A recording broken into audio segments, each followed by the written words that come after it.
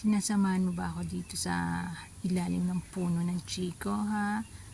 Dito ka rin nagstay kasi nainitan ka? Ikaw talaga.